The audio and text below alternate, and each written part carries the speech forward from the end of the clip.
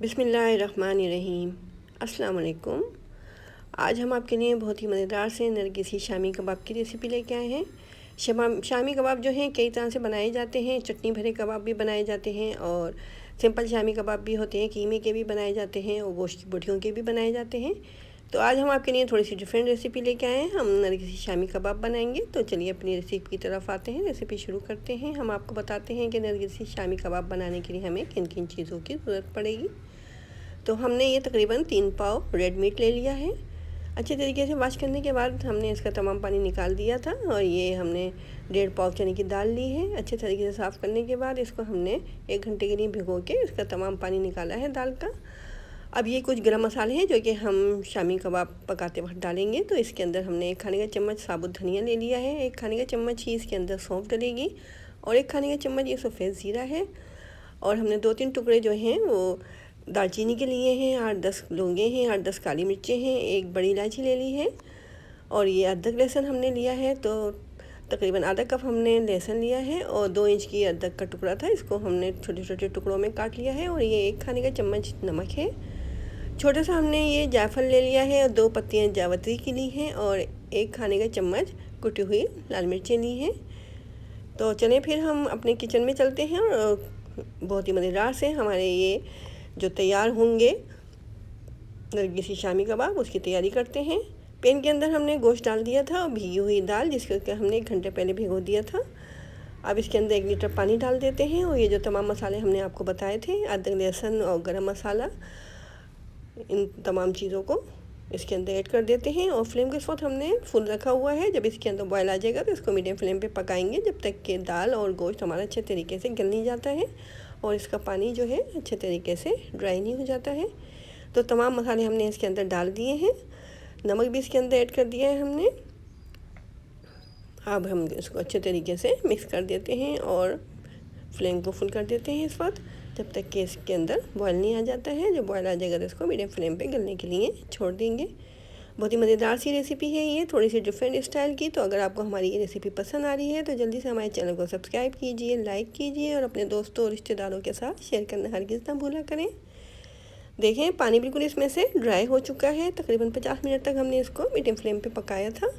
दाल भी हमारी बहुत अच्छे तरीके से गल चुकी है और गोश्त भी बिल्कुल टेंडर हो चुका है। तो अब हम इसको चॉपर में पीस लेते हैं। अगर आप चाहें तो सिलबट्टे पे भी इसको पीस सकते हैं या हैंड मैशर से भी इसको मैश कर सकते हैं। हम इसको इलेक्ट्रिक चॉपर में पीस रहे हैं।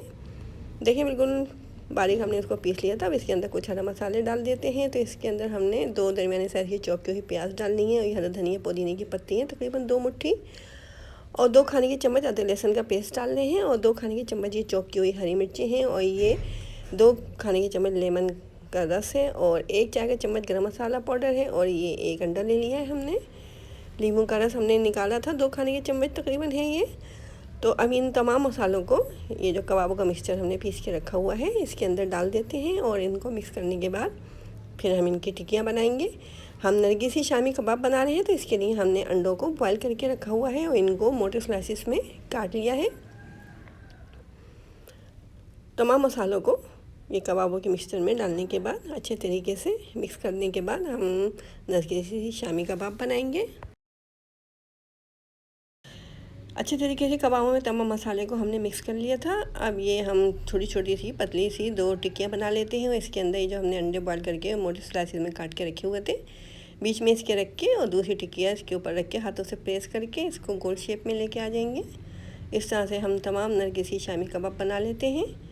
इस तरह से देखें ये कबाब हमने बना लिए हैं। अब इनको हम फ्राई करना शुरू करते हैं। तो हमने मीडियम फ्लेम पे ऑयल को गर्म करने के लिए रखा हुआ था। अगर आप चाहें तो इसको घी में भी फ्राई कर सकते हैं।